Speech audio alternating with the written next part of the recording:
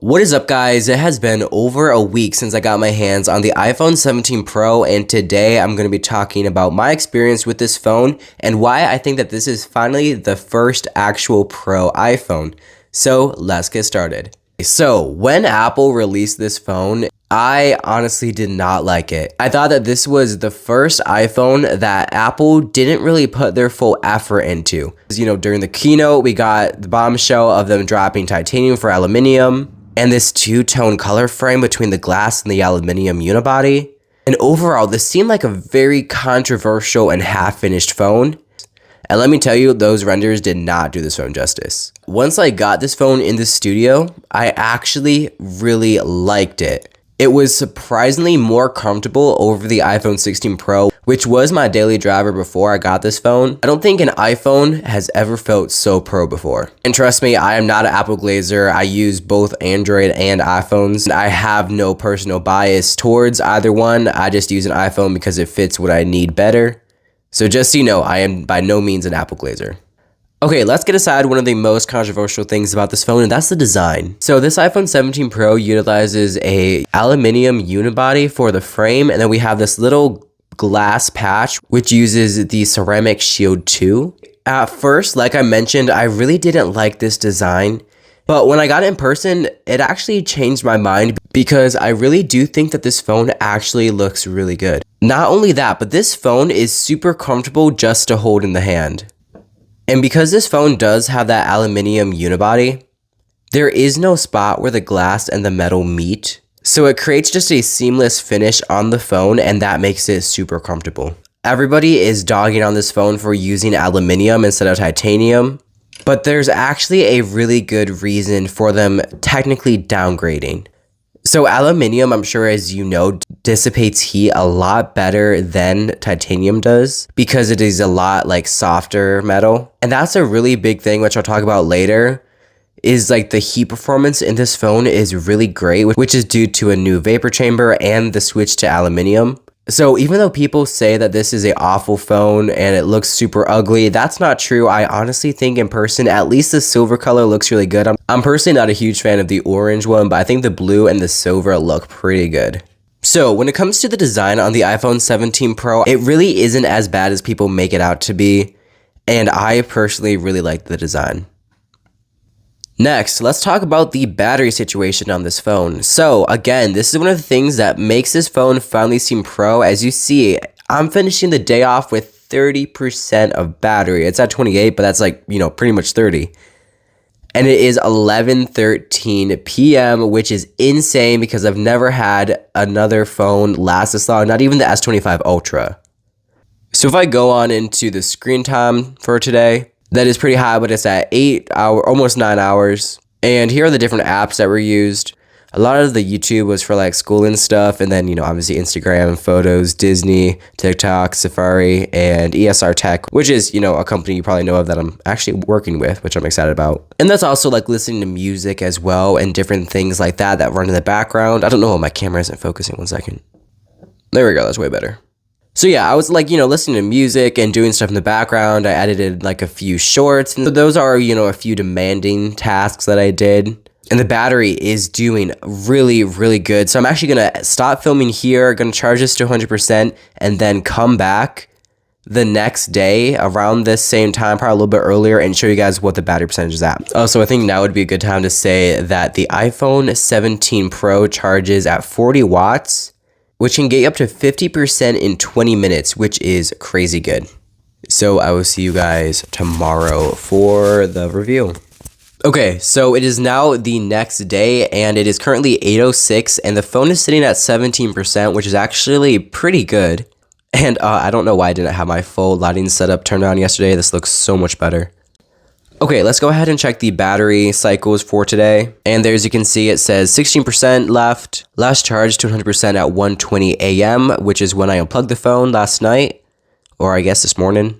And it shows here, today I used 85% of my battery, and I usually use around only 63% of my battery by this time. That actually looks like a pretty good cycle. Let's also go ahead and check the screen time. So pretty similar-ish to yesterday, 7 hours and 24 minutes. We have 2 hours and 47 minutes on YouTube, an hour and 23 on Instagram, an hour 19 on Gemini. CapCut is 35 minutes, Photos 31 minutes, Safari 15 minutes, TikTok 14 minutes. And again, I was also running CarPlay for about maybe 2 hours total today. That's like, running navigations and music and stuff like that. So keep in mind that that was also running today. So when it comes to battery life, I can say that this year's iPhone 17 Pro has done way better than I thought it would, and is definitely one of the most notable things on this phone. One time with like pretty moderate usage, like probably around only like 2 to 3-ish hours of screen on time, I got the phone to last up to 40% at like past midnight. So this phone definitely has some really great battery life, so that's definitely not something you have to worry about. But it's good to keep in mind that this is only like the US, or not US versions, but the versions that have an eSIM that have this good of battery life, because like they use the extra space to put more battery in. If you are in a region that has a physical SIM card, you will not have this extra battery life gain. You will have some improvements, but just not as good as you do on the eSIM only version. Okay, I would like to take a second and thank today's sponsor. So I partnered with Benks to show you guys their cases for the iPhone 17 Pro, and these are worth your attention. Now, it is important to say that they are not paying me to say anything good about their cases. They literally just sent these to me and just said, give your honest review. So these cases are actually really nice. They come in these super clean finishes, and these cases are built with Kevlar. So it's going to keep the back of your phone extremely safe, and the sides of the cases have these like shock absorber things, which is super nice because that means that the sides of your phone are going to stay super protected on impact. Especially this one, it has some really great protection on it. And all these cases do come with a dedicated camera control button, and it works like just how it does without a case on, which is super nice. There's no delays to any of the actions. It functions perfectly normal. And it's really nice that there is a camera button on here, because not only does it cover the camera control button, but it's also nice not to have just like a hole in the case. And the camera bumps raise well above the cameras, so your cameras will be protected when it's put on a flat surface. And it also has a pretty decent amount of screen lip as well, so when you put your phone down, it will be completely fine as well. So if you like these cases and want to check them out, there will be a link down in the description for you to just kind of like look at them, and they have some different colorways and different options for you to choose from. And thanks again to Benks for partnering with me and sending out these cases. Like always, you guys make some awesome cases. Let's get back to the video. Okay, now let's talk about one of the most important things on any smartphone, and that is the cameras. The iPhone 17 Pro has probably some of the best pro cameras that we've ever had on an iPhone. Now, I know like every single year they say that, and like honestly, they didn't really change all too much. Like pretty much we just now have all around 50 megapixel cameras. So a 50 megapixel main, 50 megapixel ultra wide, and a new 4x telephoto lens, which is 48 megapixels. So like even though it's not like, a jump to like 200 or even 50 or like 60 megapixels, now that all of them are all high resolution cameras, they now overall take better pictures than the 16 Pro does. And like, yeah, they're not crazy different, but the pictures that this phone produces are still super crisp even when zoomed in, even though it isn't like a generational leap. So the reason why I think this is such a pro camera system is because I feel like Apple really just kind of took everything about the camera system and made it like as good as it can be.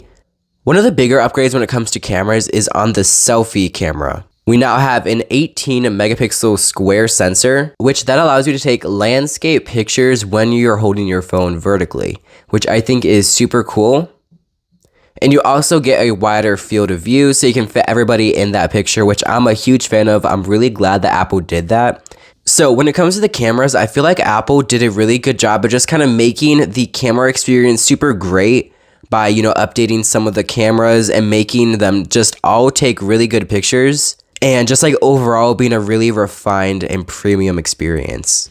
I'm going to show you guys some pictures. So yeah, let's get to those.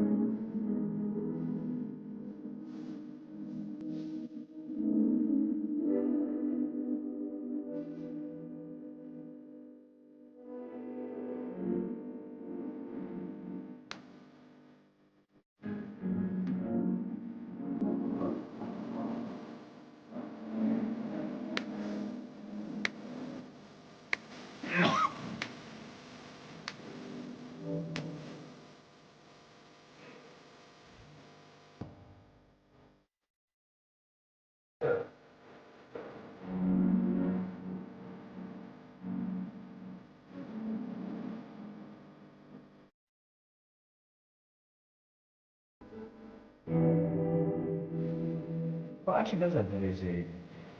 It's fun.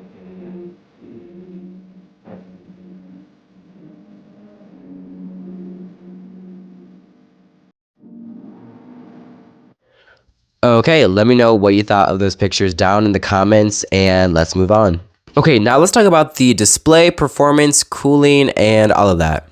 So first off with the display, we have a super great panel coming in at 6.3 inches. We have 120 hertz adaptive refresh rate, which is really nice. It gives us this always on display that kind of just like, shows the wallpaper and just like stays on. That's nothing new. But what is new is the brightness. So this phone now goes up to 3000 nits of peak brightness, and that is great for outdoor viewing. We also have Apple's new Ceramic Shield 2, which is supposedly 3 times more scratch resistant than the previous version. So when it comes to the display and what covers the display, this iPhone 17 Pro definitely is super nice, and it looks super great with the new iOS 26 with this liquid glass. Whenever you move your phone, it like moves like the glass, and it like looks so cool. So the panel on the iPhone 17 Pro is definitely super nice. Now, let's talk about the performance. So this iPhone 17 Pro has an A19 Pro chip, which is Apple's newest silicon, and it is a lot faster when compared to the previous generation chip. But a lot of this power can't quite be used now, but that's not necessarily a bad thing. So when it comes to just like opening and closing different apps, everything does load really fast and just like super great and snappy. But the real performance is going to be seen when it comes to AI tasks, which is something that hopefully Apple releases more of down the road. That's where you're going to see the biggest improvement. Also like battery efficiency. So the chip will require less battery when doing more intensive things. And overall, the A19 Pro chip is just a faster chip, which is really great to see. And as far as performance goes, I haven't noticed like any lagging. Obviously, like I don't do any like crazy intense gaming or anything on this phone. But like just in everyday usage, this phone is like absolutely butter smooth and everything opens quickly. And it's just an awesome experience. Now, when it comes to the cooling of the phone, so the main reason why Apple changed from titanium to aluminum is because of the cooling on this phone.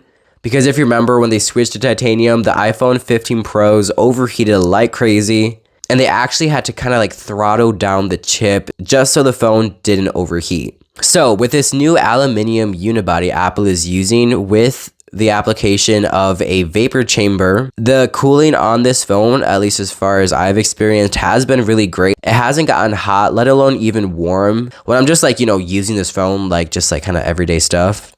And even like when navigating or running music or stuff, this phone still stays cool, which is really great to see. Only while editing do I see it getting warm, but like even then, if I just put the phone down like a few minutes, maybe like 6 to 7 minutes later, it'll be cooled down. So I can definitely tell that the new vapor chamber is actually helping this phone as far as thermal performance.